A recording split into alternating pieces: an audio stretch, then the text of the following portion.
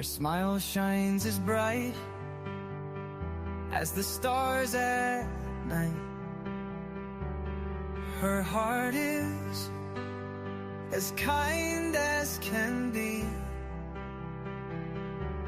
She has the patience of a saint, but if you push her, oh Lordy. A straight talker is smiling. She's the salt of the earth. Make no mistake, she matters.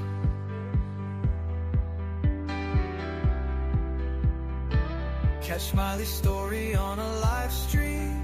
Oh boy, that girl can matter. Go Smiley. She's Smiley, alright. She's Smiley. Make no mistake why she's here. She's Smiley, alright. She's Smiley. If you're guilty, she'll smell out your fear. Missing posters and stories of heartache and fear. She tells us all of the heartbreaking tears. She can sniff out the guilty from a mile away. If Smiley's on the case, then she's here to stay. She cares about these missing children. She cares deeply about them all. She speaks the truth with integrity. For the truth, she will seek it all. She's Smiley, alright. She's Smiley. Make no mistake why she's here. She's Smiley, alright. She's Smiley. If you're guilty, she'll smell out your fear. Smiley's questions are like a heat-seeking missile. She's going straight for the bullseye. Don't ever believe you can fool her. She's too wise, man, she won't comply. She values freedom like the 4th of July. She values respect even more. If you want to earn a place at Smiley's table, watch the clock, it takes time for sure. She's Smiley, alright. She's Smiley. Make no mistake why she's here. She's Smiley, alright. She's Smiley. If you're guilty, she'll smell out your fear. If you break her trust, you're done for. Trust don't grow back like grass. So don't give Smiley a reason to doubt you, or that friendship will shatter like glass. She's a damn good woman, that much we know. She puts in the hours to bring them kids home. If your child is missing, you want Smiley on the case. She is always willing and she gives so much grace. She's a Smiley, alright. She's a Smiley. Make no mistake why she's here. She's Smiley, alright. She's Smiley. If you're guilty, she'll smell out your fear. Well, hello, everyone. Happy Saturday. Hello, welcome, Dawn Emery. Hello, Not Crazy by Crazy Lady. Welcome in, everybody. Hi, Janice. Hello. So glad everybody's here. Millie, Panda Bear's mom, hello, good to see you. Daniel Berry, Sports Highlight, yo, happy Saturday. Michelle's Jewelry, hello, good to see you. Susie Little, good to see you. Let's see who we have here. Nona Rocks, hello. Cricket Wharf, hello, good to see you. Let's see. I think I am down at the bottom. Woo! Welcome in, everybody. Thank you for being here, all of you. I really appreciate you so much. Eric Sir, hello. I hope I didn't screw up your name there. Hello, welcome in. So everybody come on in, get you some coffee. Come on, mods, put some coffee out there. Nice to see everybody. Welcome in. Welcome. Happy Saturday to all. We're going to be talking a little bit about this and a little bit about that. We're going to talk about the Turpin kids story. We're going to be talking about the Haro story because it brings in a little of both, actually. Some of you may not know either, or you may know one and don't know both, but I've been talking about little Emmanuel, and I found out that they got new attorneys, and Rebecca has, hey, Bobby, hello, good to see you, and oh, and I am so happy too. Thank you. Yeah, and welcome everybody. Everybody's welcome. I'll pull that down. Thank you. The coffee. Everybody grab your coffee. And I have been talking about little Emmanuel, and as far as I know, they still have not found him. I've been working on this ever since I found out that Rebecca has literally got the attorney. I think they both do. Got the attorney that worked on the Turpin kid story. So since some of y'all probably don't know about that story, this was one of the most horrible stories in U.S. history. We're going to talk about this too. One of the worst. For the ones that don't know the Turpin story, hello again and welcome to my world. I'm Smiley and I'm glad you're here. Thank you all for being here, and thank you for your time and spending some of your time with me. And this is I know this is a beautiful Saturday, and I know that, you want to spend the end of the month and your Saturday, and, Monday's a holiday, and, you're doing things, so you could be anywhere. So I appreciate you being here. It's August 30th, 2025. If you don't mind, hit that like button. Let's like, share, subscribe. All of that is free, and it gets these stories out, and it helps our channel grow. And even if you're in the bushes and you're on replay, thumbs up or thumbs down, comment, a heart, anything, it helps. And let's just grow together and help these kids and help these victims. My mods are in blue. You see them with the blue wrench there. And they work so hard. If you need a link or you need anything, you need a question I don't see or something like that I don't catch, just ask them.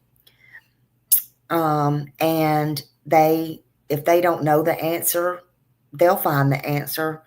I'm very confident in them. Sometimes I don't see things right away, and I am not ignoring you. I promise. Thank you to all of my mods too. I appreciate you very much. If you want to check out my merch store, they can drop the link. If you want to join the membership, they can also drop the link to that as well. And I am going to be working on that. This story has just had me all tied up, so I have not forgot y'all members. I really haven't. I just want you to know that everybody, whether you're new or whether you're old, and I have to say it 100 million times. Hey, West End, hello, Susie, Angel, everybody coming in. As you know, I don't care if I'm 3 years old, 5 years old, or 1 day old. Smiley is not fancy, honey, here. What you see is what you get, but what I stand for is truth. I stand for victims, and I love you all with all of my heart. I want you to know that. And again, I've been covering baby Emmanuel from the minute this story come out, and it broke. and I can't even keep up with it. I can't keep up with all the things, and that's the truth. And I can't keep up with the truth. I can't keep up with the rumors, and I'm trying the best I can. I can't keep up with the creating, which I'm not a create. I've never considered myself a creator. So for those of you who don't know me, I'm not a professional. I don't pretend to be. I don't ever pretend to be something I'm not. Never have, never will, because I have never considered myself that. I'm just a girl born and raised in Tennessee, and that's the way it is. You know, and because this is one of the wildest cases I have ever seen, so up close and personal, period. And but I intend to be here through it all and to the very end, till the end, until there is some sort of justice and closure to this case. And I think it will come swift. And but it's not just for Emmanuel. You know, remember Promise. It's for Promise too. It's for the 2-year-old little girl. I don't know her name. I'm not going to pretend to. For Jake and Rebecca's 2-year-old, Emmanuel's little sister.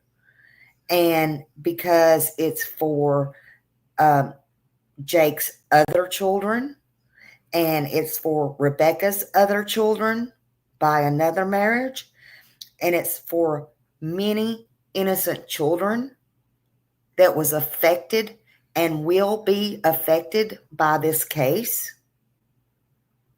that we will never know, and that some of them will never be spoke about, and that a lot of them will be forgotten. So it's not just baby Emmanuel, but it's a whole entire bunch of innocent children just right here out of this family. And I just want y'all to know that. And these evil scumbags, these monsters, Rebecca and Jake Haro, I hope they never get out. I pray justice will be served and nothing crazy at the end of the day happens. You know, like a borrowed judge comes in, or a DA gets sick or something like that, and nobody walks, which is why, you know, because I'm not all right with none of that. I'm not all right with none of that. Jake and Rebecca, in my opinion, must never get out. And that's my opinion. And you can all have your opinions. I don't want anything to happen like what happened to Jake before. And he got out and was able to do this and carry on and have Emmanuel, another innocent baby. And now Emmanuel is presumed dead and gone. You know, now Jake and Rebecca deserve nothing, in my opinion. However, just like you and just like me, they have the right, unfortunately, no matter what they've done, they have the right here in America to a fair trial and to get a fair attorney. And that's just the way it is, no matter what. No matter who likes it and no matter what. And I damn sure don't like it, but that's neither here nor there. So be it. We have no right to deprive anyone in America that right. None of us do. But that's what I sort of want to talk about today. And briefly, because both have new attorneys. Then I want to tell you about these attorneys, and I want to show some videos, and I want to tell you this story. I want to tell you about the Turpins and who the Turpins are. And like I said, hit the thumbs up or hit the thumbs down. You know, this is going to be an interesting show. I'm not going to lie to you. There may be some trigger warnings. Hi, Tennessee Nana and everybody coming in, and Bobby, everybody. I see y'all. We're going to watch, first we're going to watch this video so y'all can kind of see what's going on. It's a short. And then we'll get back to my mouth because y'all know how I can run at the mouth sometimes. Just saying. Okay. So hold on. We're going to play this one first before we get into any long videos and stuff like that. But I think today's show, Lord have mercy. No button smiley. I think today's show is going to be a good show if I have to say so myself. But all credit goes to JLR. Of course, he's always on it. Snippety, snappity, snip, snip, snip. Go sub to JLR. He's always on it. I don't know how he does it. He must have 3 or 4 monkeys in his pocket, honey. He is on it. Okay? Let's see. Let's see. He's going to explain the attorney situation here. Better than I ever could. Hold on a minute. I think this one's it. Yep. Okay. Hold your horses. Rebecca Haro. She has a new attorney, and he is the former deputy district attorney of Riverside County. Whoa. Come on in, folks. Let's talk about Rebecca Haro. Jake Haro, Emmanuel Haro. Horrible case, Riverside County, California. 7-month-old Emmanuel, presumed dead, still has not been found. Absolutely. Parents charged, Rebecca and Jake, with murder. This guy right here, Jeff Moore, is now representing Rebecca. But it gets even more crazy, folks, because this guy here represented a very high-profile case called the Turpins years ago of a couple who tortured 13 of their children inside their Riverside County home. Oh boy. And he worked previously in the district attorney's office, the same office that is now prosecuting Rebecca and Jake. Jake's attorney too. He has a new attorney too, who also represented that prior couple that were accused of torturing 13 of their children, ultimately pled guilty, got a long time in prison. So let me just share what I got here on this guy, this attorney here, plus the prior case he handled, and then share it all with you, and then we'll further discuss this matter. Check it out. Here is the public website of Blumenthal and Moore. This is Jeff G. Moore. This is the new attorney for Rebecca Haro, backed by experience as deputy district attorney. And attorney Jeff Moore received a Bachelor of Science in Philosophical Sciences from UCLA before obtaining his law degree from the University of California. After passing the California State Bar, he spent 8 years as a deputy district attorney for Riverside County.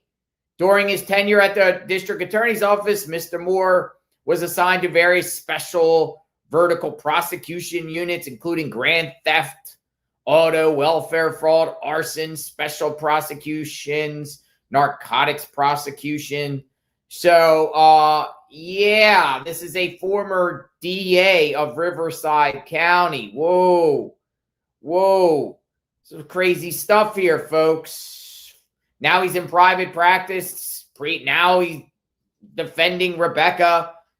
He previously helped defend a couple accused of torturing their kids. What's going on here, folks? Why did Rebecca choose this guy here? Or did this guy seek out Rebecca for publicity? What's going on here? So Rebecca Haro's new attorney, Jeff Moore, also represented Louise Turpin here. This case here, her and her husband, this is a horrible case out of Riverside County years ago. The Turpins are sentenced to 25 years to life in prison after their children testify about years of torture. David and Louise Turpin have each been sentenced to 25 years to life in prison after they pleaded guilty to holding captive and torturing their children for years in their California home. And they had multiple children there. That it appears they had 13 children inside that home. Now, look at here. This is right here. This is the attorney. This is the attorney right here. You can see the attorney on right here. That is Moore representing Miss Turpin. And then this over here is the other attorney. Let me show you over here. That represented the husband. Well, that attorney there represents Jake Haro. So the attorneys on this case are now representing the Haros. This right here, Jeff Moore. Her name is attorney Paulette Garthwaite. She is defending now Jake Haro. So these people here, though, got 25 to life for what they did. It's a crazy case. I'm not going to read through it all, but it's just so egregious and so bad. But the Haros now have hired these two attorneys, Moore and Garthwaite, to defend them in the current case of Emmanuel. Wild stuff, folks. Let me know what you think.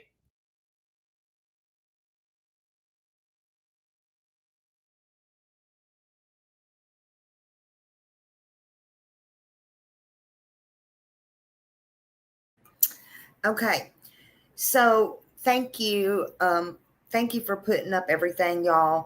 And so now, if you don't know, first of all, my understanding is these attorneys were appointed to them. So they are not paid by them. This is what my understanding is. They're not paid by Rebecca or Jake. However, sometimes high functioning or highfalutin, I should say, private attorneys do offer their services pro bono. Is that the case here? I don't know. I'm going to be fair. I don't know. Oh, let me get it where I can see y'all's comments, honey. I can't see y'all's comments. Okay, there you go. I can kind of double dip. Hello, everybody coming in. Welcome. Please hit that thumbs up. Please hit that thumbs up.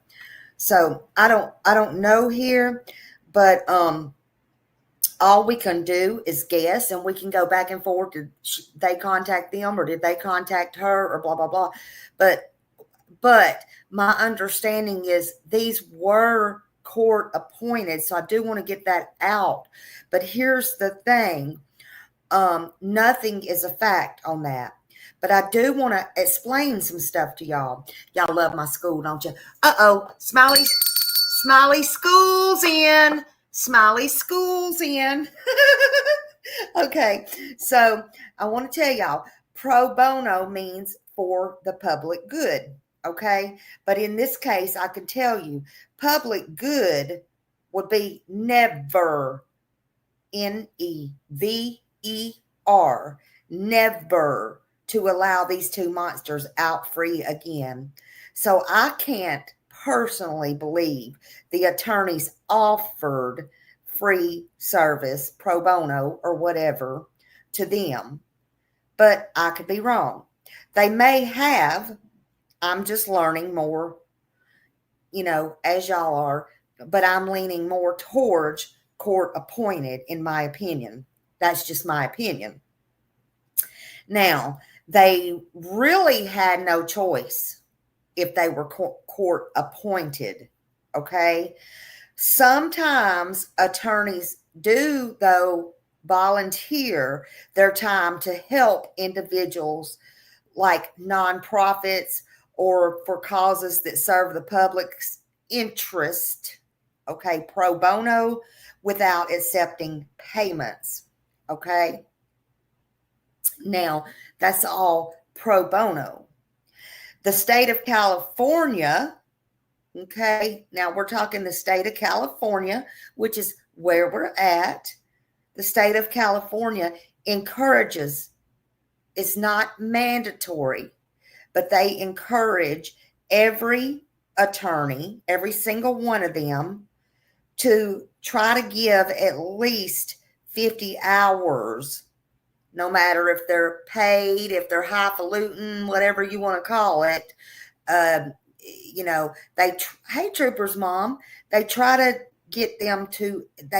encourage them, even though it's not mandatory, to give up at least 50 hours of pro bono legal services per year. Again, even though it's not mandatory. And that happens in every state. I don't know what the hours are considered that they wish that they would give up or that they try to encourage them to give up. But in California, they try to encourage them to at least give 50 hours of service. Volunteer. Volunteer is what I would call it, okay? 10 hours over a week, okay? Okay. Got that clear? Teacher Smiley's in the house now. Teacher Smiley, okay? Susie said, I wish they still had it. I do too. Enforce. They have it, but it's not going to be enforced as long as Numbnuts is in there, okay? Just saying. Because he don't believe in it. I guess he don't want it on his hands. But honey, as long as he's doing what he's doing, he's still got blood and death on his hands. I don't think he understands that, but that's just my opinion about him. So there's that. But anyway,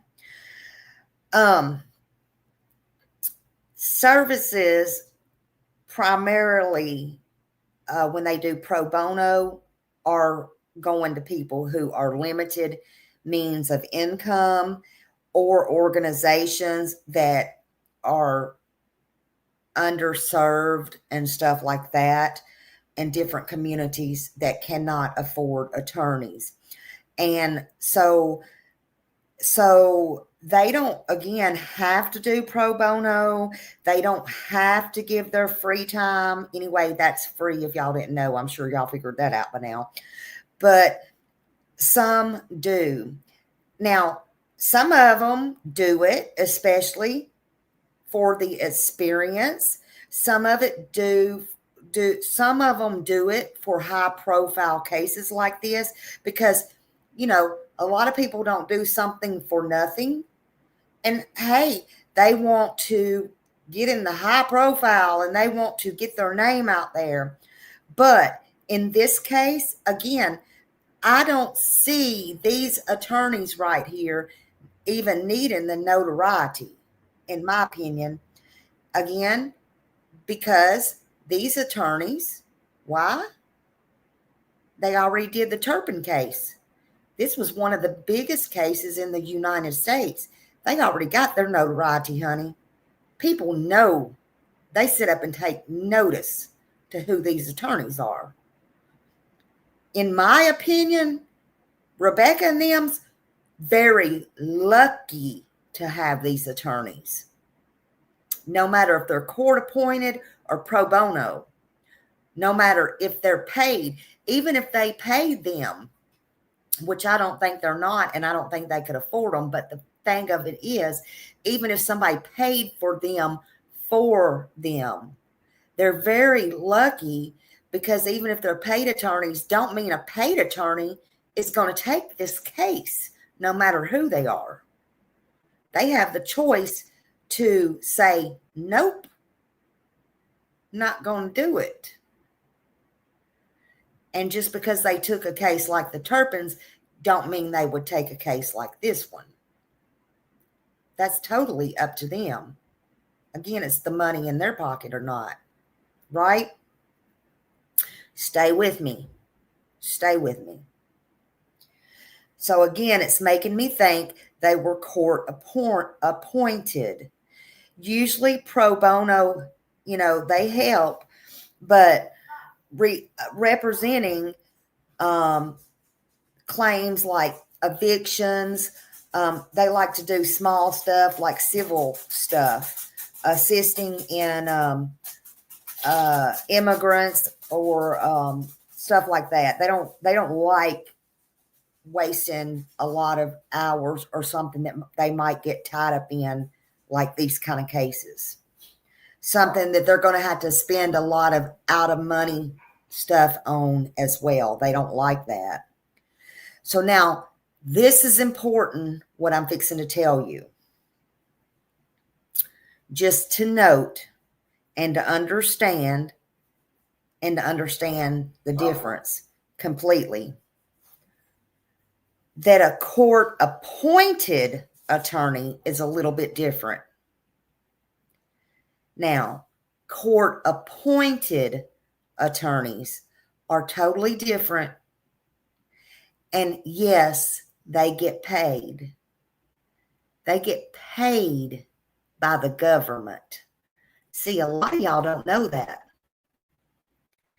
In the long run, they still get paid. And guess what? They have certain funds from the government. Now, they don't get paid a lot, but they get paid. So court-appointed attorneys are paid to indigent people who don't have the money, but they get paid. And guess what? When they're appointed, they can't usually say no. They can't turn it down. Just remember that. Now,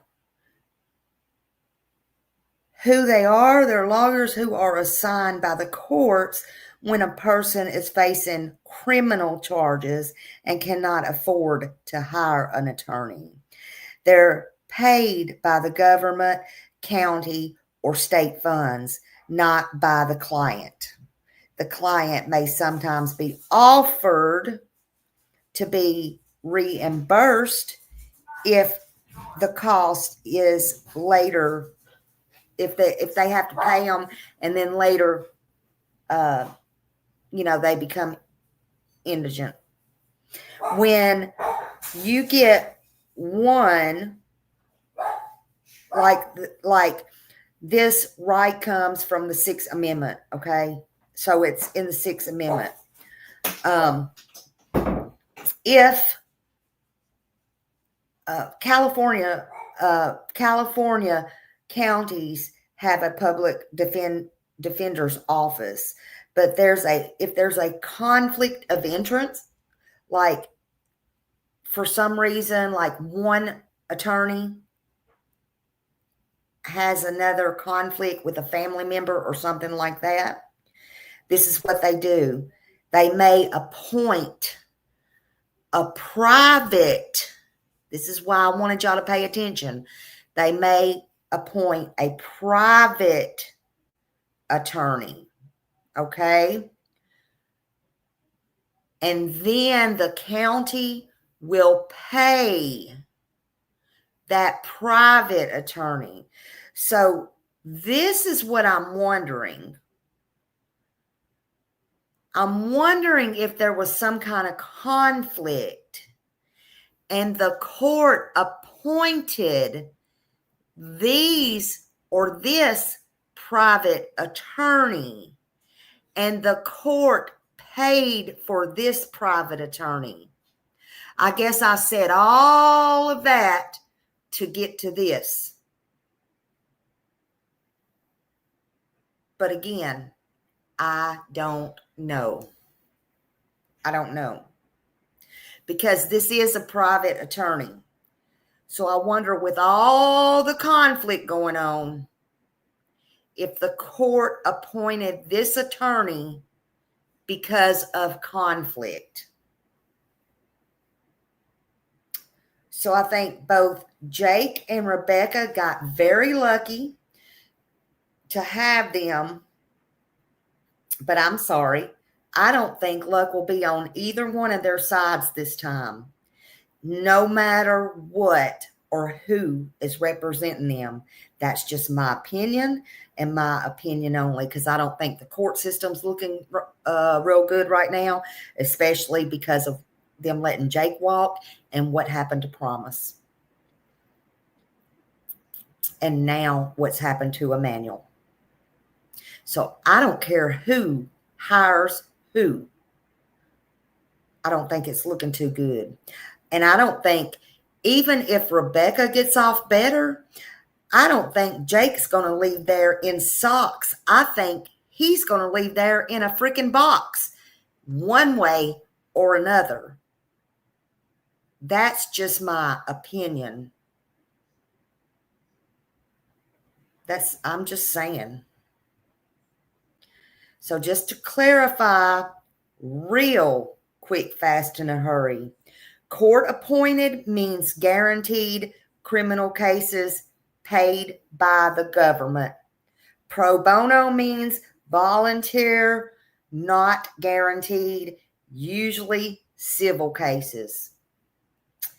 So now moving on. Who are these attorneys? What are they known for? Well, they represented the Turpin kids. So let's get into the Turpin kids' story. This may be triggering. Oh, y'all don't know about that story? Well, buckle your seatbelts, everybody. You're going to find out about it today. Hit them thumbs up. Hit the thumbs up. Thank you, Janice. And it's storming here, so if you see my thing blinking on and off and I'm trying to say something, if it's too long of a time, make sure you tell me if I'm not playing video or something. But you're going to learn who the Turpin kids is, and I'll just tell you briefly before I get started with my video. The Turpin kids the story was one of the most shocking modern child abuse cases ever in the United States that I can think of. See, the Turpin children was 13, not 1, 2, not uno, dos. That's about tres. That's about as far as I can speak in Spanish, okay? But the Turpin children had 13 brothers and sisters. 13. They all ranged from 2 years old to 29 years old at the time they were rescued. They were the children of David Allen Turpin and Louise Anna Turpin, who lived in Paris, California. So this is a case from California as well. And again, this is going to be triggering. But January 2018, one of the Turpin daughters, she was 17 years old at the time.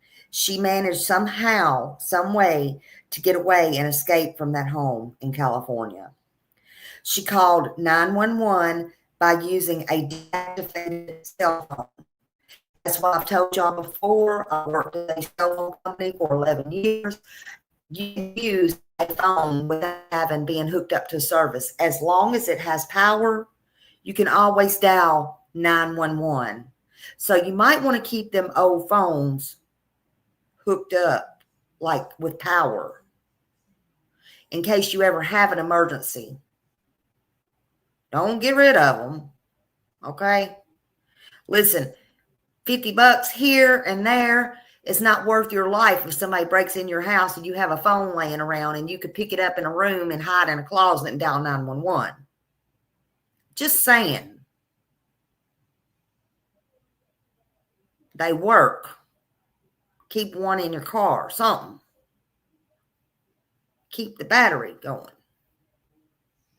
Just FYI, in case you didn't know. But always remember that. So police discovered 12 other children when they got there. Her brothers and sisters inside the house. They were living in a horrific situation. Many of those kids were chained. They were chained to beds with padlocks. They were severely malnourished, filthy. I mean, it was beyond belief.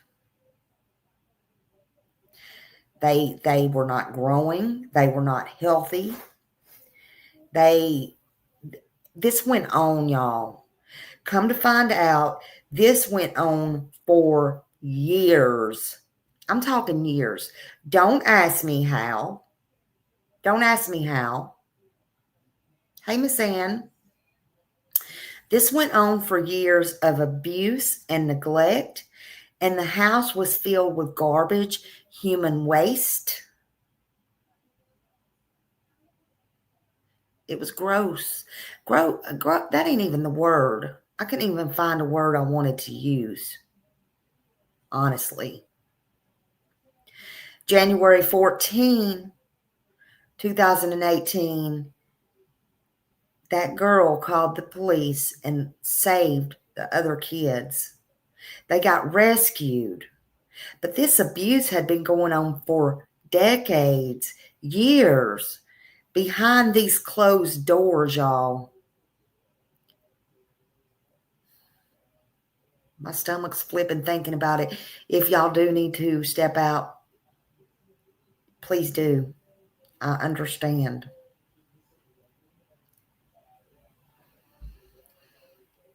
When the Turpin family, they lived in Texas.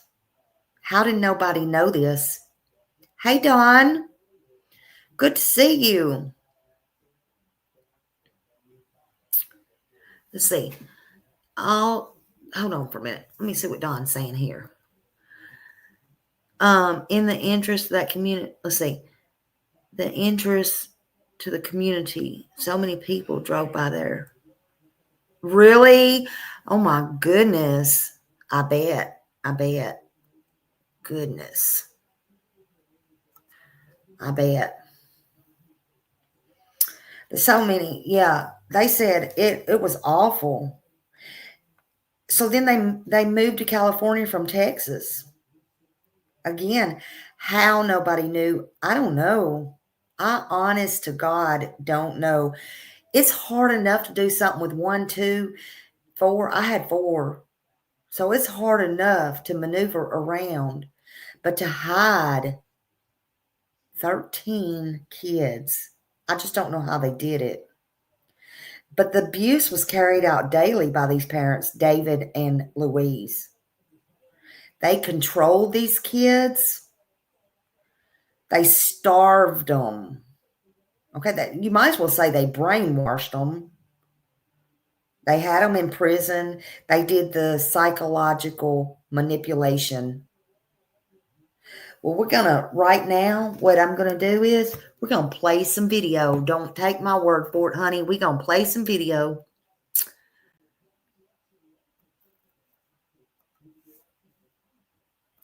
We're going to do this. 7 of the victims are 18 to 29 years old. They say several children were shackled to their beds with chains and locks and held in dark, smelly conditions. This is shocking. This is very shocking. This Las Vegas wedding officiant tells us he saw no signs of trouble when he married the Turpins in 2011 and performed their vow renewals twice. Nothing seemed to be unusual except the fact that there was a lot of them. Put a little bit of music on. He says the children appeared happy and well behaved. NBC4 also learning tonight the couple filed bankruptcy in 2011. The lawyer who represented them did not want to speak on camera, but tells us the couple seemed nice and spoke fondly of their children. In all, 13 children now at hospitals being treated. What authorities describe as a torture chamber was bought in 2014 by David and Louise Turpin, a 4-bedroom home for the couple and their 12 children. The 13th would be born after they moved into this Paris neighborhood. The Turpin family loved trips to Disneyland and Las Vegas, but they hadn't gone anywhere for quite a while, if conditions inside their home were any indication. The children, ranging in age from 2 to 29, all appeared malnourished. 3 of them chained to furniture inside this house. Law enforcement responding to a 17-year-old's call for help Sunday on a deactivated cell phone brought them here. There was a very foul smell inside the residence. It was extremely dirty. Police say Louise Turpin seemed perplexed at why officers were at the door. Her sister and brother in Tennessee can't understand what happened. It breaks my heart. They tell NBC News exclusively they were isolated from 46-year-old Louise and her 55-year-old husband David, as well as their family. I'm very angry with them, but then feel bad for the kids. The children are getting treatment for malnourishment. I am immensely grateful for the young child being willing to make that call to 911. Otherwise, we would not have had the opportunity to intervene. Throughout the afternoon, neighbors came and left. Sometimes when things happen like this right under your nose, it's a shock, it's a surprise. Daniel Mesa is just one who said he wanted to walk up to the front door of this home, knowing now what allegedly was happening inside, as a sign to show the survivors that their neighbors do care. And that if there was something that we could have done, we most definitely would have done it. New details revealed today about the floors inside this home are difficult to even repeat, from the way the kids were punished to the way they were forced to go without showers, food, even toys. They have been through hell, physically and emotionally. There's no doubt about it. Dr. Jenny Tate says treatment for post-traumatic stress disorder will help them heal, but so could the result of their parents' potential prison time. One of the biggest symptoms. That just reminded me of something. We can sit here all day long on every case. Okay, so they're talking to the doctor. There was 13 kids. They all dressed alike. I mean, it just reminds me of something. They all dressed alike. You know, they're in their pretty little pictures tied up in pretty little bows. The neighbors didn't know anything. Nobody knew anything. They were in Texas. They were in California. Hell, somebody could be doing that next door to me right now, and I don't know. I'm just saying. If, of course, y'all know if I knew something, I would say something. It happens. It happens every day. Again, I don't know how. I can't imagine. But I stopped this because the doctor's talking right there. So we can say what we would do and all that. But the doctor... Did they take them to the doctor in Texas or here in California? 13 kids?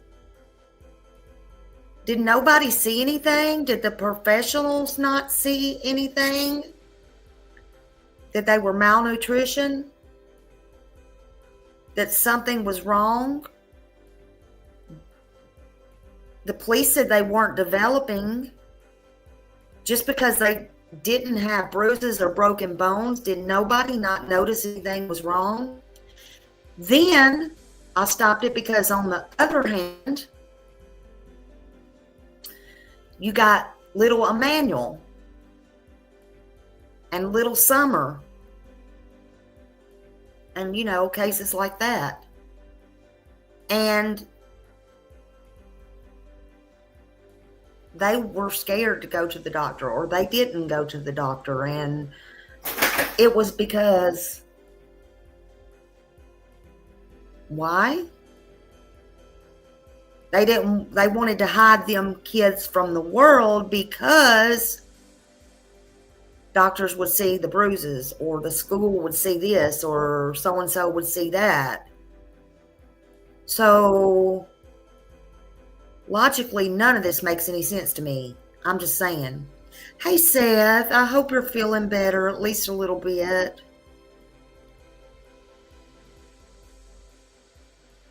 Yeah, why did it... On this one right here, because they were padlocked to the room and everything else. and I guess they were brainwashed and malnutrition and stuff. And one of the 17-year-olds got out and on the phone. This is the Turpin case, and got out and called 911. But I stopped it right here because it looks like, and I could be wrong, I'm just hearing this for the first time, it looks like this is a doctor's office. So did they take them to the doctor? I'm confused about this. I'll carry on with it, but I'm a little bit confused about this right here. But they had 13 kids, and all 13 was abused for decades. My God. This is called the Turpin case. And the reason I'm talking about this, Seth, is because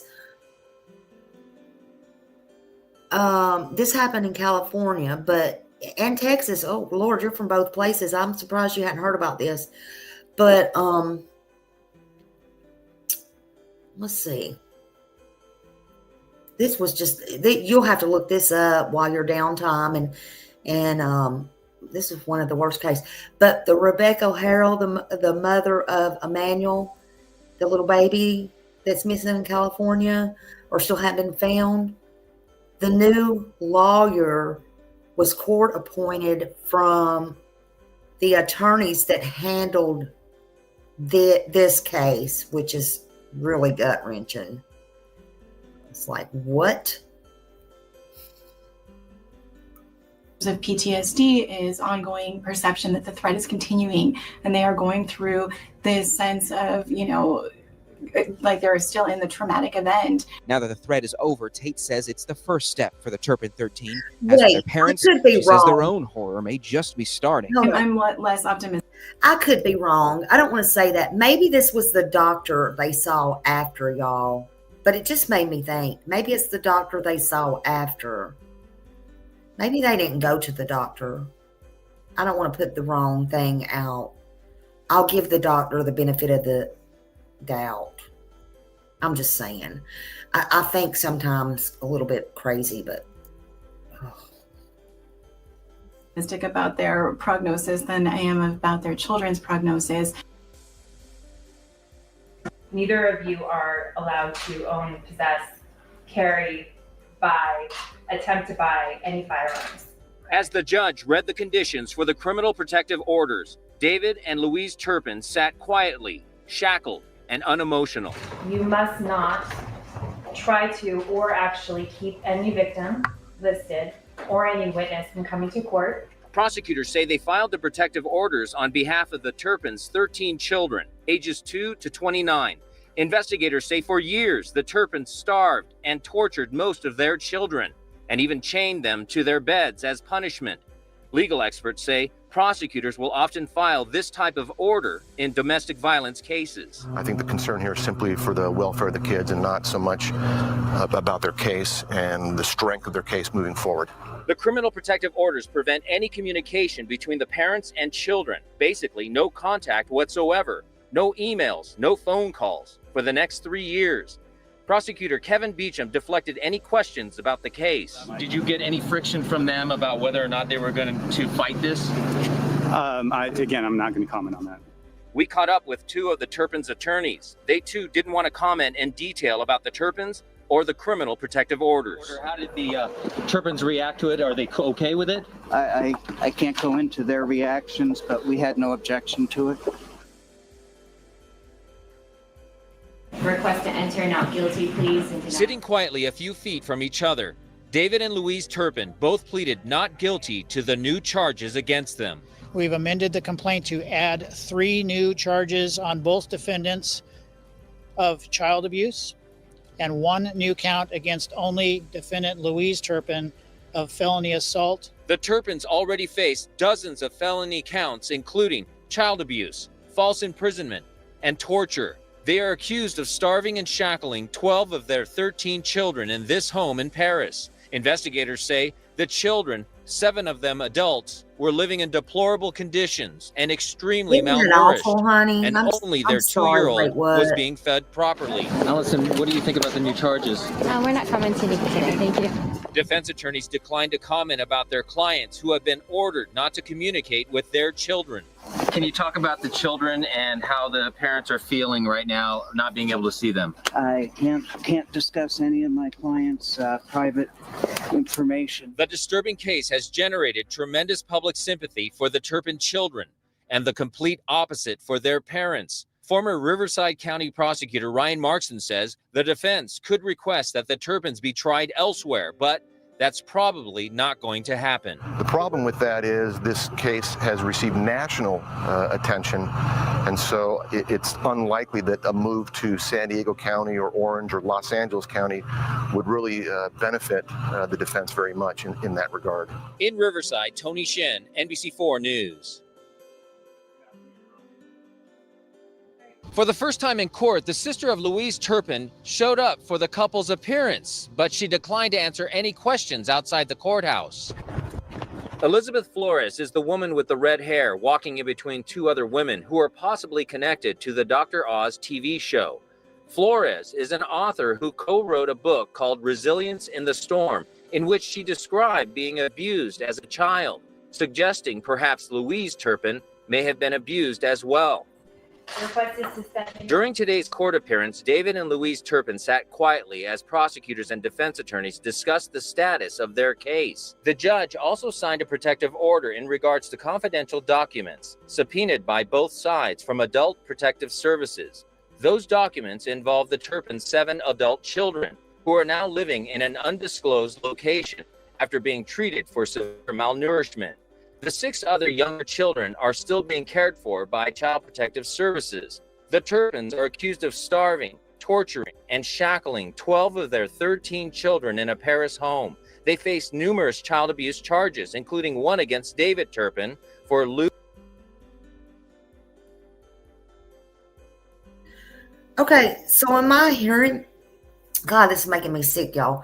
So am I hearing that the redheaded girl that was supposed to be somehow affiliated with Dr. Oz, that's some kind of kin to them, are you...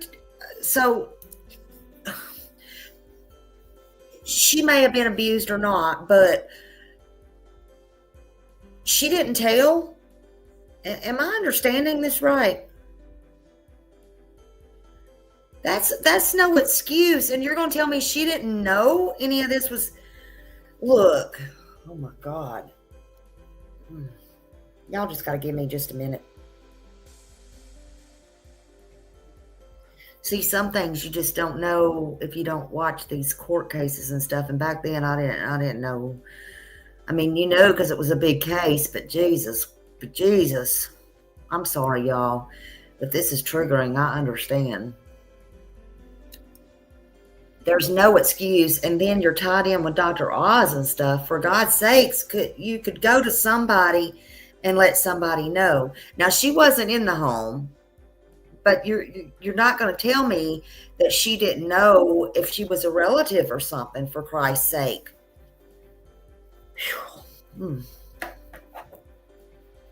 I can't wrap my head. 13. You don't know, or you don't go. Maybe people just stay away from their families. I don't know, but you can't check on 13 kids. Really? Let's carry on. Lewd acts on a child. They will be back in court on May 4th, and their preliminary hearing has been set for May 14th. Bail for each of them has been set at $12 million. In Riverside, Tony Shin, NBC4 News. $12 million. Yeah, there's no excuse. David and Louise Turpin sat quietly during today's quick appearance in court. Both already face dozens of charges involving the severe mistreatment of 12 of their 13 children, 7 of them adults. Prosecutors say the couple starved, tortured, and even shackled the children to their beds. David Turpin also faces a single count of lewd acts on a child under 14 years old. Today, more charges were filed against him. They include 8 counts of perjury. Prosecutors wouldn't go into detail, but they say the charges stem from private school affidavits submitted to the California Department of Education. The Turpin children were homeschooled, and according to legal documents, David was the principal of 2 schools, City Day School in Murrieta, where the Turpins once lived, and Sandcastle Day School at their current home in Paris. Prosecutors say David lied when he signed affidavits claiming he was providing the children a full-time education in a private school. In January, Riverside County DA Mike Hestron told NBC4 that the children lacked a basic knowledge of everyday life. Many of the children didn't know what a police officer was. Hold up. The 17 Is that son of a bitch? Is that the son of a bitch that made fun of Homie? I just want to know. Right there, holier than thou. I don't forget a face, I forget names. Is that the son of a bitch that belittled Homie? Ahmad?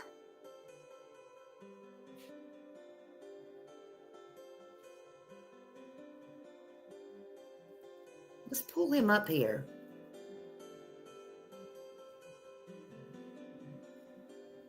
Y'all tell me.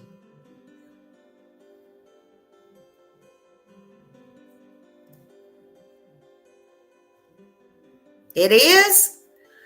Oh. Huh. Wonder if he had anything to appointing. I'm just wondering. I don't know how all that works. Again, I'm just the girl from Tennessee who got on Summer Wells' case is what brought me to YouTube streets. I just caught this son of a bitch right here just now and yet the other day on the press conference. That's him? Huh. Well, ain't that some fancy shit? Wow. How long do they serve up there?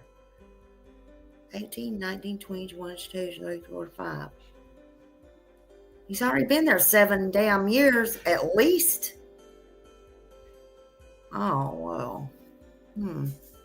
Interesting. Y'all pay close attention to this case.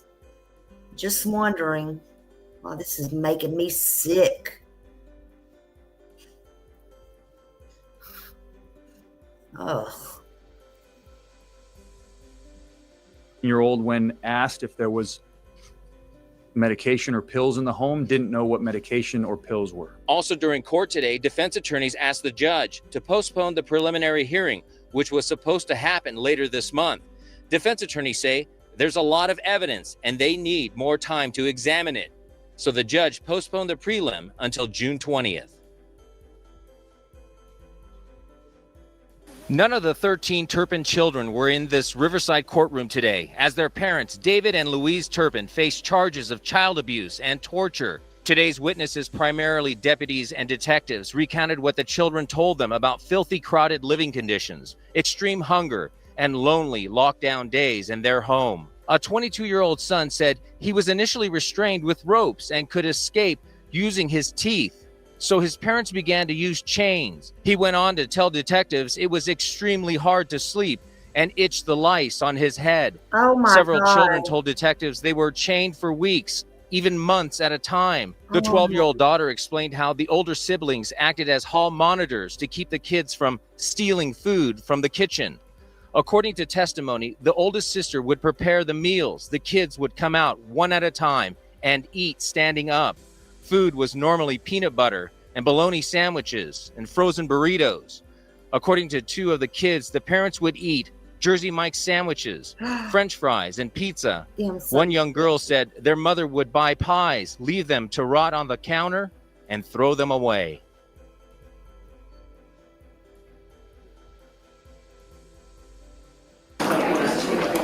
David and Louise Turpin are accused of horrific crimes against 12 of their 13 children, including beating, starving, and chaining them to their beds in filthy homes, most recently at this home in Paris. Today, defense attorneys for David Turpin argued that the count of lewd acts against a child should be dropped.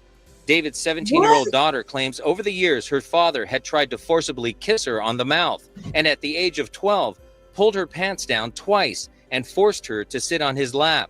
before she was able to break free. But the judge did not agree with dropping that charge. It's either a sort of a weak sexual assault or a pretty strong attempted sexual assault.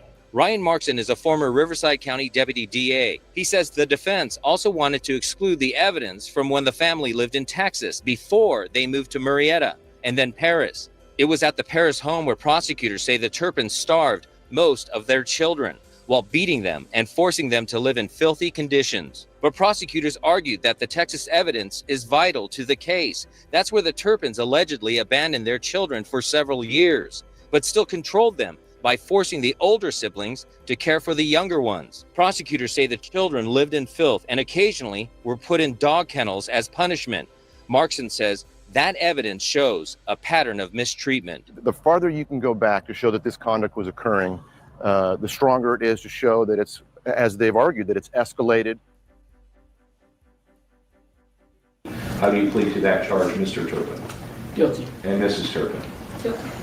As a Riverside County judge read the counts against them, David and Louise Turpin sat quietly, but at times Louise wiped tears from her eyes. In count 37, to a further violation of false imprisonment. This morning, the husband and wife pleaded guilty in a horrific child abuse case that gained worldwide attention. It involved 12 of their 13 children. Prosecutors say the youngest child was 2 years old and didn't appear to be abused. This is among the worst, most aggravated child abuse cases that I have ever seen or been involved in. In January of last year, David and Louise were arrested at their Paris home after investigators say their 17-year-old daughter secretly climbed out a window and called 911. She showed tremendous courage for such a young person. Prosecutors say the 12 children, 7 of them adults, were being starved, shackled to beds, and tortured by their parents. Prosecutors say the children are now thriving under county care. They have a zest for life and huge smiles, and I'm optimistic for them. The Turpins were each originally charged with nearly 50 felony counts. David was also charged separately for lewd acts with a child. Today, the couple pleaded guilty to 14 counts, including dependent adult abuse, child endangerment, false imprisonment, and torture. David, are you pleased with the outcome of this case? The plea speaks for itself. Outside the courthouse, Turpin defense attorneys declined any comment. As for David and Louise, prosecutors say they will serve at least 25 years in prison before they are eligible for parole. One former neighbor told us they should have gotten more time. I just want justice done for the kids. That's all. That's the most important. In Riverside, Tony Shin, NBC4 News. Okay. So they got a chance for parole after 25 years. I mean, are you kidding me? You know, David and Louise Turpin, they pleaded guilty to multiple counts of torture, false imprisonment, and child cruelty. And they were sentenced to life in prison, but they got possibility of parole after 25 years. For 13 kids. So y'all, what are they going to do about Jake and Rebecca? I'm telling y'all, something happens like this, and y'all already see what's going on out there in them streets. California alone is not going to be happy.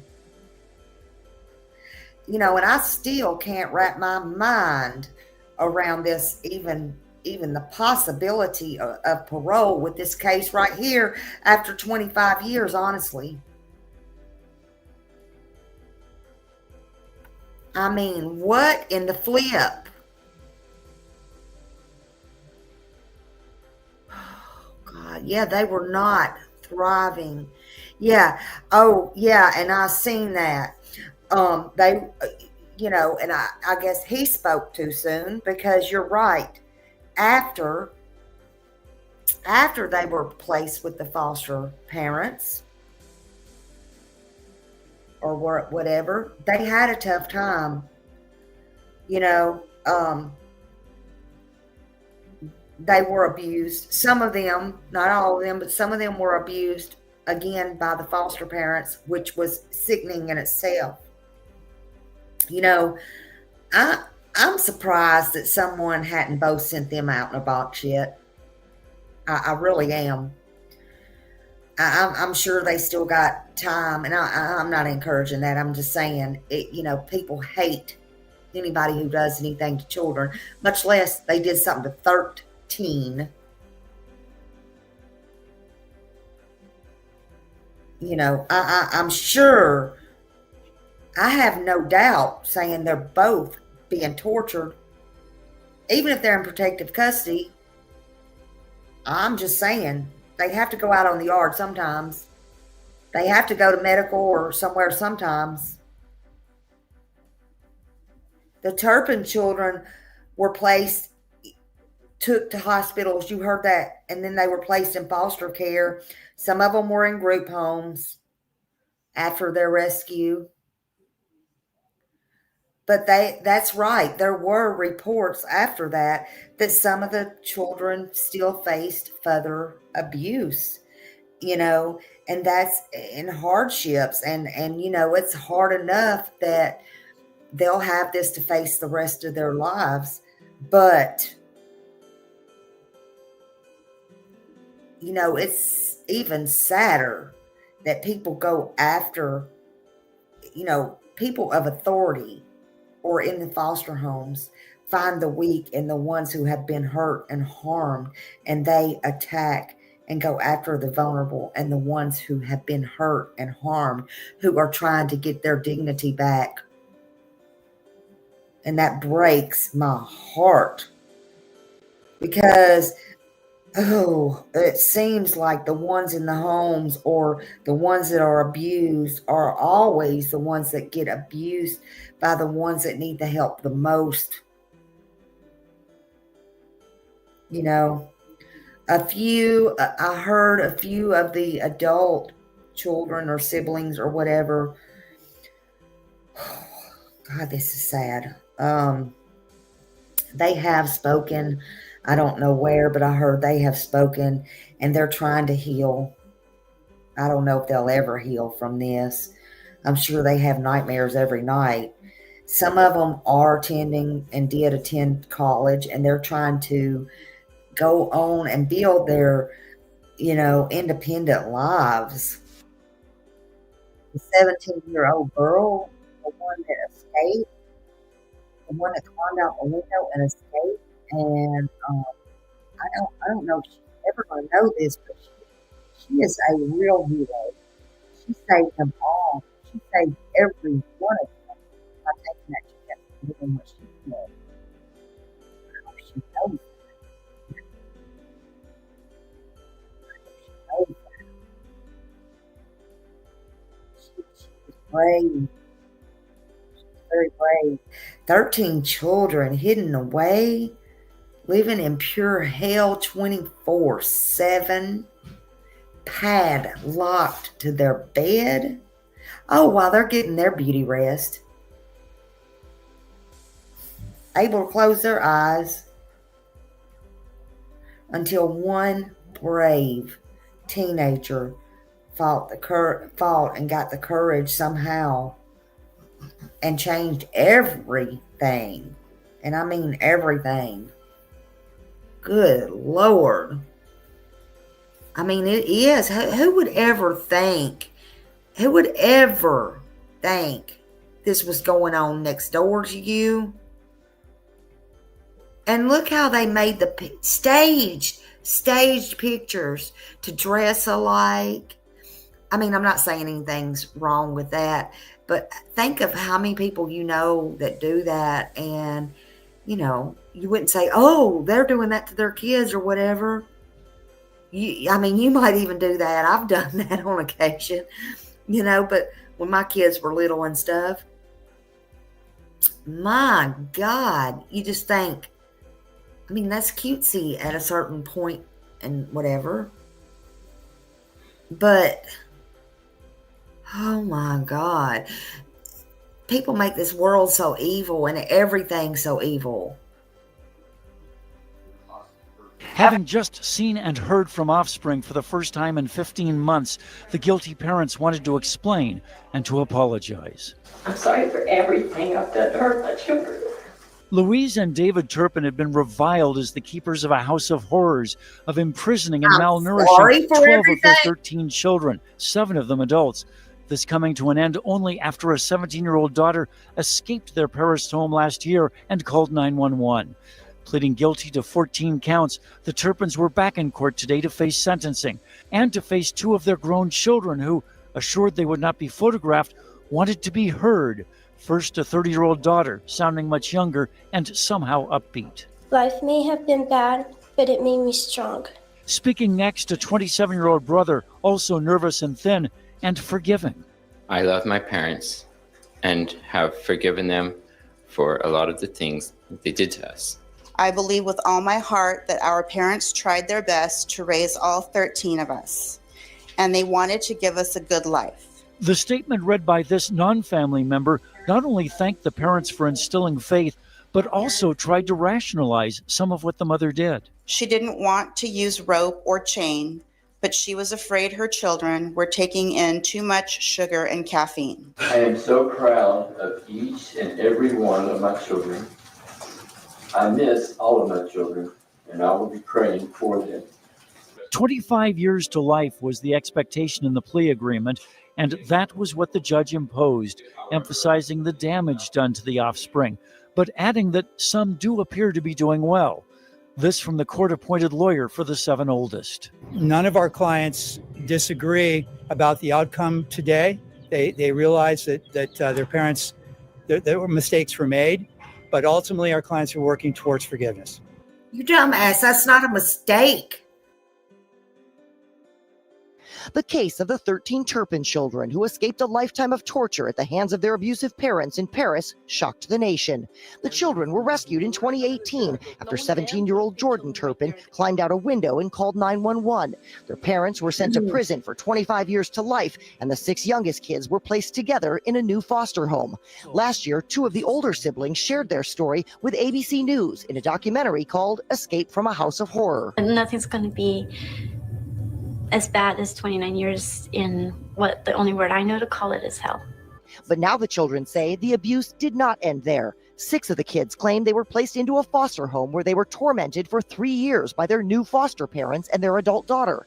The children claim in a lawsuit the foster family beat them, sexually abused some of the kids, and forced them to eat moldy food. Once the kids would throw up the moldy food, then they would force them to eat their own throw up. In April, the foster family was charged with 12 counts of felony abuse in Riverside County Court. They're now free on bail awaiting trial. They pleaded not guilty.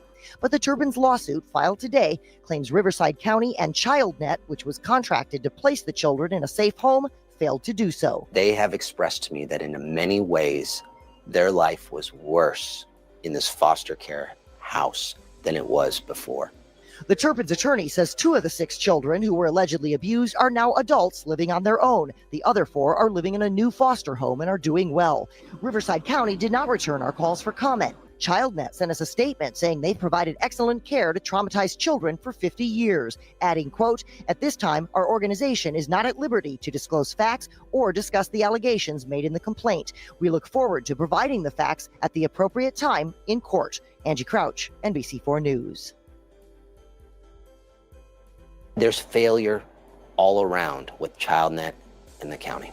Attorney Elon Zexter filed a lawsuit today against Riverside County and foster care agency ChildNet, alleging the 2 failed to protect the Turpin children from further abuse after their 2018 escape from their parents' home in Paris. I just ran away from home. Okay. And I live in a family of 15. Okay. My 2 little sisters right now are chained up. Jordan Turpin was 17 when she climbed out a window and called 911 to report that her parents were abusing her and her 12 siblings, starving and beating them and chaining them to their beds. Last year, the older children shared their story with ABC News in a documentary called Escape from a House of Horror. Their parents were charged with abuse and are now in prison. Nothing's going to be as bad as 29 years in what the only word I know to call it is hell. But now the children say the abuse did not end there. 6 of the kids claim they were placed into a foster home where they were tormented for 3 years by their new foster parents and their adult daughter. The children claim in a lawsuit the foster family beat them, sexually abused some of the kids, and forced them to eat moldy food. Once the kids would throw up the moldy food, then they would force them to eat their own throw up. In April, the foster family was charged with 12 counts of felony abuse in Riverside County Court. They're now free on bail awaiting trial. They pleaded not guilty.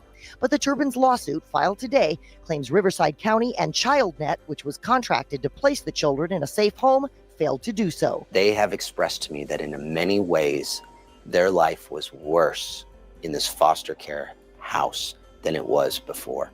The Turpin's attorney says 2 of the 6 children who were allegedly abused are now adults living on their own. The other 4 are living in a new foster home and are doing well. But they hope their lawsuit will protect other children from harm. They do not want this happening to other kids. Riverside County and ChildNet have not responded to our request for comment. Angie Crouch, NBC4 News.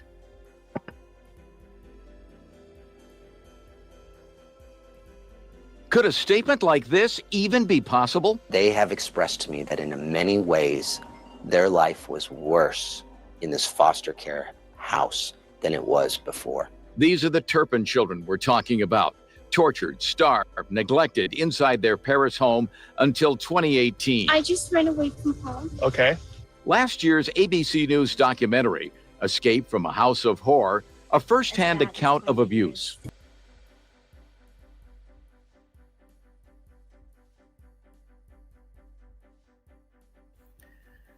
Y'all, I'm gonna stop it there because I don't know why it kept replaying or whatever, but that was, yeah, that's just too much. That is too freaking much.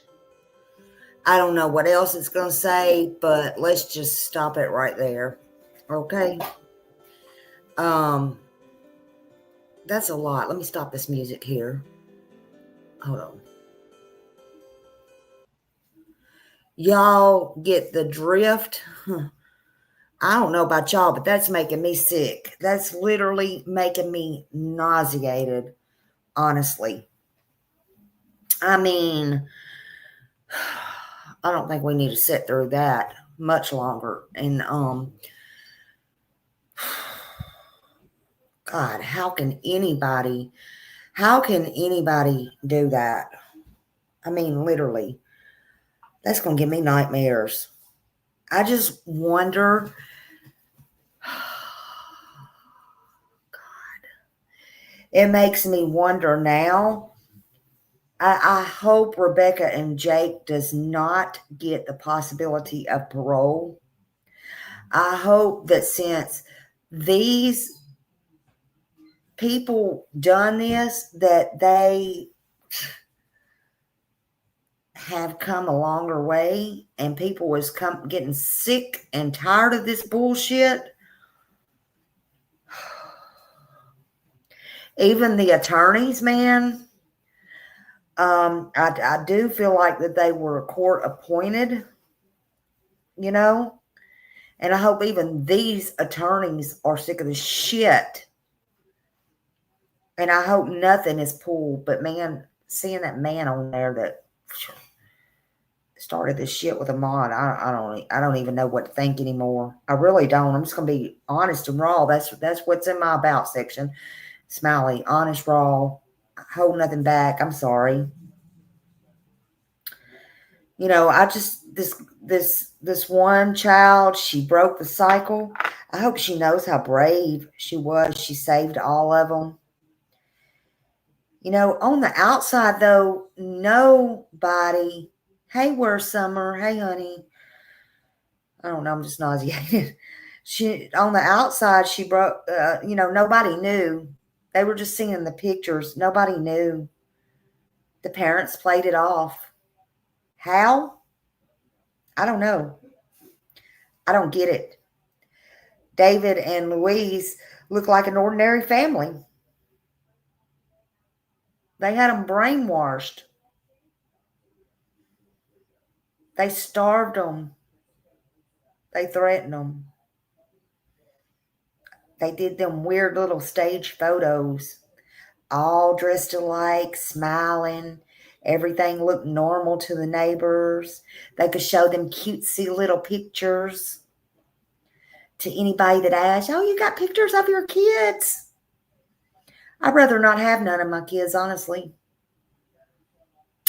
Now that I think about it.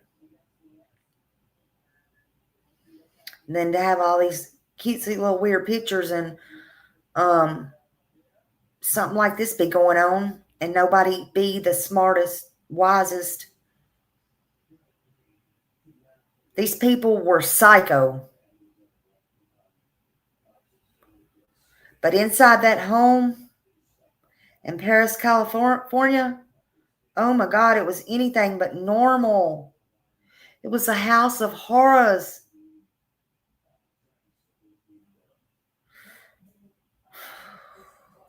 What do y'all think could have been done sooner to save these kids? Do y'all think y'all could have noticed that?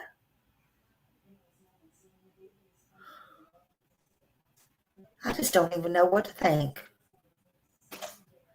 I mean, other than thinking the kids was small or malnourished, I mean, unless they had bruises and stuff, unless they said something, I don't know, honestly. I mean, I know what to look for, and stuff, but things are not always what they seem, y'all. They're just not. Now, back to inside Jake and Rebecca's house, in their home, it was anything but normal. You had people dying inside there. The brother. You had bruises on Rebecca's eyes that stood out. She tried to cover with makeup. You had clothes being thrown away.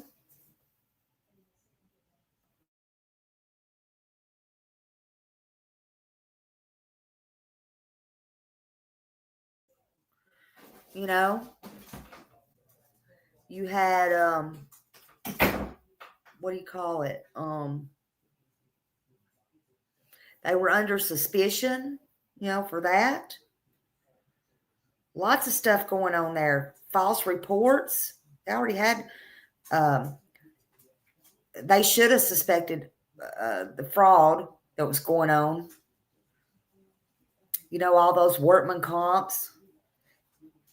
But they didn't. That didn't seem unusual. I don't know. A lot of strange things. Nobody not seeing the baby. I mean, now a lot of stuff was out of order in that household. A lot of people should have known there.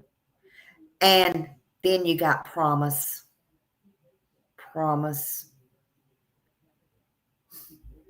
Man, oh man. There was a lot of obvious signs there. Like I said earlier today, though, if they didn't do that on purpose, they sure picked a perfect name for little Promise Faith. The promise they were going to get justice one way or another, and the faith that they would. And as soon as Emmanuel gets justice and this trial's over, when it comes and goes, that's when Promise will get her justice too.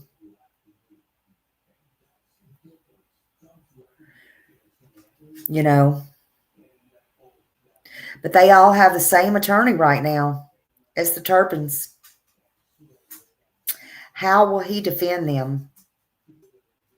How will he defend these monsters? Jake and Rebecca. What will happen next? Well, that'll remain to be seen, won't it? Again, let me say it louder for those in the back of the room. Let me tell y'all something. Let me tell you something for those just coming in or those in the back of the room or in the bushes. It'll make your jaw drop. Inside Jake and Rebecca Haro's home, I don't know. It was anything but normal. Just like the Turpin family house of horrors. Behind closed doors, it was darkness. And guess what? They got the same defense attorney. Court appointed, pro bono, paid. Nobody cares. The point is, they got the same attorney that once defended the Turpin parents. That's right. The same lawyer who stood up in court trying to protect these monsters that we just watched is going to stand up in court for Jake and Rebecca. So the question becomes, what happens next? Are they going to get 25 years? Are they going to get paroled after 25 years? Are they going to get a sweet deal? My stomach is literally still turning. I told my husband to make spaghetti a while ago. I smell it in there. I cannot eat now. I can just tell you that. My stomach, I literally feel like I got to throw up. And we didn't even watch that whole video. That video was about an hour.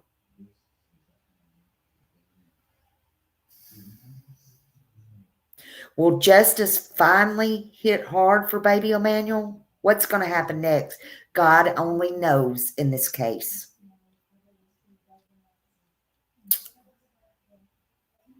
What attorneys, what tricks will this attorney pull?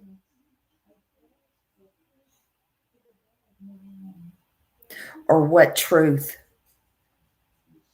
will be too powerful to twist this time? That's what I want to know. That will remain to be seen.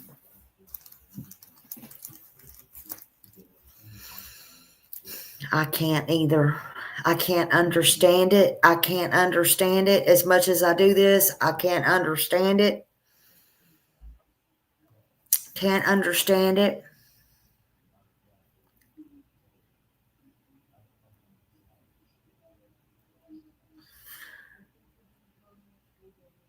Well, I know that's what they say. But what kind of deal is this? Again, I don't know if you were in here earlier, but sometimes if there's a conflict of interest, then the public defenders are appointed private attorneys and they are still paid for by the government. And that's what I was going for earlier. So I don't know if that happened in this case or not, because this attorney is a private attorney. So you might have to rewind a little bit. So I don't know.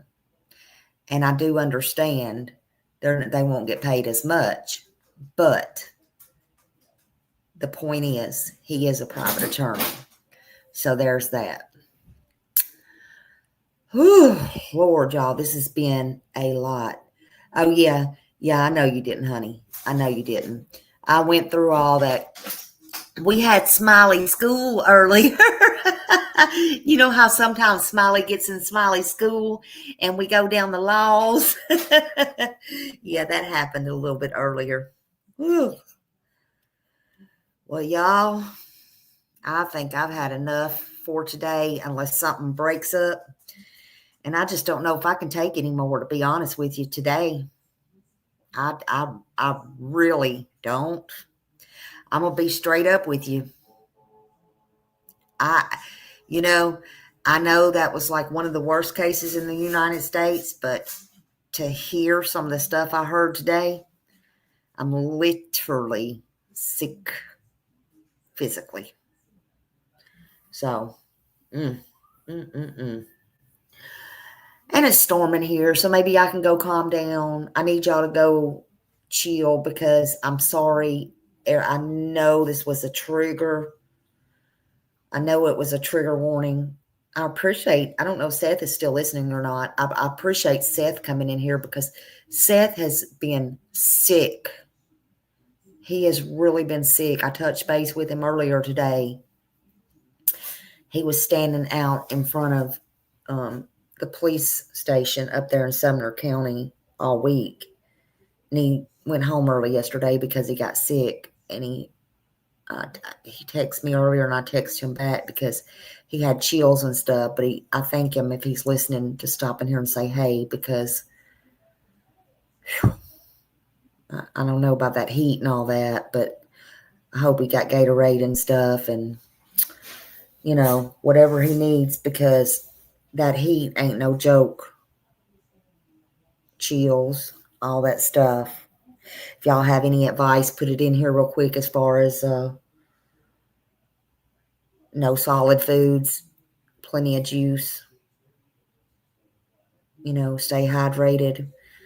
Told him if he wasn't better in 12 hours or 24 hours to get himself to the emergency room, please. Seriously. I said, you got a fever? He didn't have a thermometer.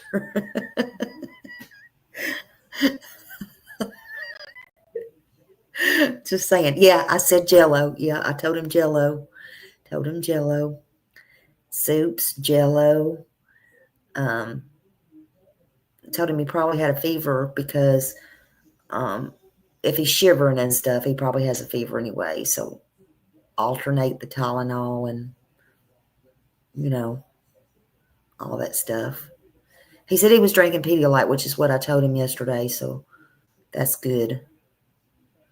That's good. I just want him to take care of himself. We got to keep praying for Sebastian. You know, Smiley, I need to talk to you about great idea on Sebastian's.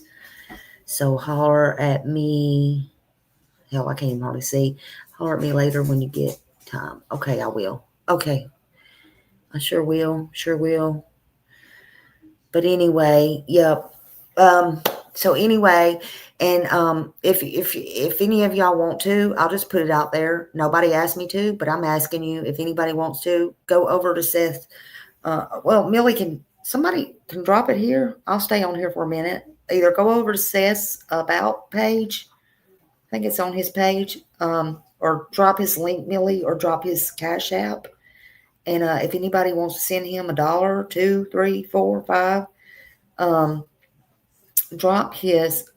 Oh, Millie, thank you. Millie sent me. I'm gonna send it. I'll send it now, Millie. Millie sent me something to send to Seth. Thank you, Millie. I will send it right now. Hold on. I didn't see that till just now. Hold on. Let me go ahead and do it. If you want to drop, hold on a minute. Let me send it. I'm sending it right now, Millie. Hold on. Hold on.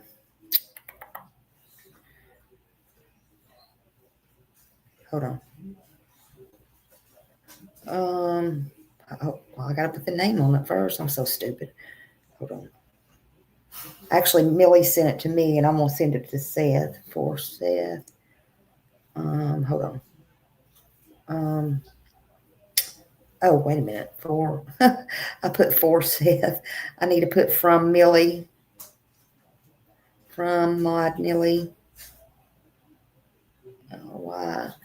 I don't know, Seth, if he's still listening or not, but check your. Hold on. Okay, there you go. Millie, I'm going to send you a receipt of this. Hold on. I'm losing my mind here. Complete. Hold on a minute. Hold on. Oh, shoot. I almost sent it to the wrong place. Shit. I'm telling y'all my eyes is. Okay, there you go, Millie. Okay. All right. So anyway, well, actually, hold on a minute. Hold on a minute. Let's see.